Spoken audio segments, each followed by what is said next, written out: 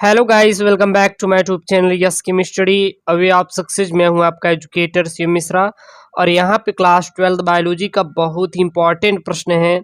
सबसे ज़्यादा तो यही आता है कि नर युग्मकोद्भिद का विकास पर संक्षिप्त टिप्पणी लिखिए। ज़्यादा नहीं है, आपको बुक में या फिर कहीं आप क्वेश्चन बनने के बहुत लेंथी है, बस ये बहुत छोटा सा शॉर्ट सा, क्योंकि आपको 60 शब्दों में लिखना रहेगा, क्योंकि ये 7-7 अंक के आते हैं, तो उतना आपका क्लियर हो जाएगा। ठीक है, बहुत सिंपल सा है, साधारण आपको समझाएंगे। लेकिन इसमें आपको ये भी लिखना है, इसमें ये भी लिखना है, आप मेन हेडिंग यही रहेगी, लेकिन मैंने इसको भी जोड़ दिया क्योंकि ये चीज इसी में है, तो इसको भी जान लीजिए। मान लीजिए जवाब दे दिया कि पराग कोश का स्फुटन क्या है, तो उसको भी समझ लीजिएगा।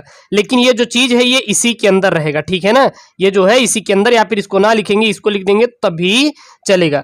तो नर युग्मकोद्भिद का विकास तथा पराग कोश का स्फुटन, या फिर पराग कोश का स्फुटन एवं नर युग्मकोद्भिद का विकास, क्योंकि जब तक पराग कोश का स्फुटन नहीं होगा तब तक नर युग्मकोद्भिद का विकास संभव नहीं है। तो आपको इस YouTube चैनल यस केमिस्ट्री पर मेरे प्यारे बच्चों पूरी तैयारी आपकी बायोलॉजी की क्लास 12 एग्जाम के लिए कराई जाती है। तो चैनल पे नए हैं तो प्लीज़ आप चैनल को सब्सक्राइब करके बेल आइकन प्रेस कर लीजिएगा, ताकि जितने भी लेटेस्ट वीडियो की नोटिफिकेशन हो सबसे पहले आप तक पहुंचते रहे और आप अपने बोर्ड एग्जाम में अच्छा खासा नंबर गेन कर पाए। ठीक है ना। तो सबसे पहले हम लोग जानते हैं कि पराग कोश का स्फुटन क्या होता है। ये पराग कोश का स्फुटन है क्या, अच्छे इसको समझाएंगे। तो सबसे पहले जानते हैं पराग कोश का स्फुटन क्या है।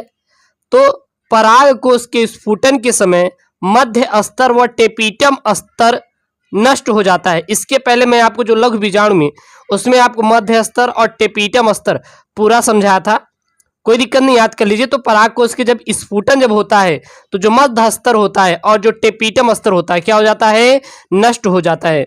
मान लीजिए यह आपका क्या है, यह आपका क्या है, यह आपका है हमारा टेपिटम स्तर, मान लीजिए हो गया टेपिटम स्तर, और ये है आपका मध्य स्तर और एक बाह्य स्तर होता है इस प्रकार से। तो जो टेपिटम स्तर होता है और मध्य स्तर होता है वो क्या होता है, नष्ट हो जाता है। और जो पराग कोश होता है कुछ आप इस प्रकार से लेके चलिए तो ज्यादा बेटर रहेगा, ऐसे इसी प्रकार से होता है, इसी प्रकार से होता है, ठीक है ना। तो ये आपका क्या है पराग कोश, जब इसको काटेंगे तो एक टेपिटम स्तर मिलेगा, एक क्या मिलेगा, मध्य स्तर मिलेगा।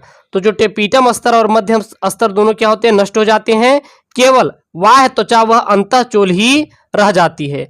और स्फुटन के समय अंतः त्वचा की कोशिकाएं सिकुड़ जाती हैं, और जो अंतः त्वचा की जो कोशिकाएं होती हैं वो क्या हो जाती हैं, सिकुड़ जाती है। जो इसके अंतः त्वचा की जो कोशिकाएं होती हैं वो हमारी क्या होती है, ये अंतः त्वचा होती है, ये बहुत ही सिकुड़ जाती हैं, जिससे बाह्य त्वचा पर तनाव उत्पन्न हो जाएगा।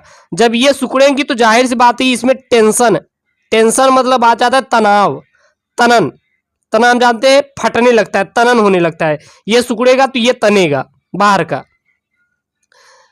और जिस कारण पराग कोश स्टोमियम वाले स्थानों से क्या होते हैं, फट जाते हैं, तथा दोनों परागधानियों की स्थिति परागकण बाहर आने लगते हैं, और इसी को पराग कोश का स्फुटन कहते हैं।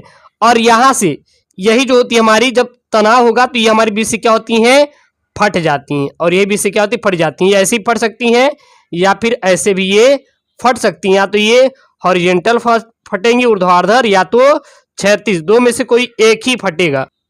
ओके, अब आगे देखेंगे, ये चीज उसी में है लेकिन यहाँ पे अलग कर दिया है। नर युग्मकोद्भिद का विकास, तो पराग कोश से स्वतंत्र होने से पूर्व ही परागकणों का अंकुरण हो जाता है।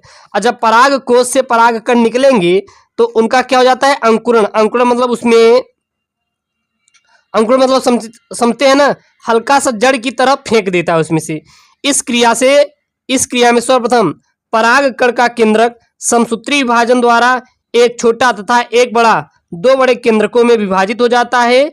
बड़े केंद्रक को वर्धी केंद्रक तथा छोटे केंद्रक को जनन केंद्रक कहते हैं। परागकणों का आगे का विकास मादा पुष्प के स्त्री केसर के वर्तिकाग्र पर होता है, और परागण द्वारा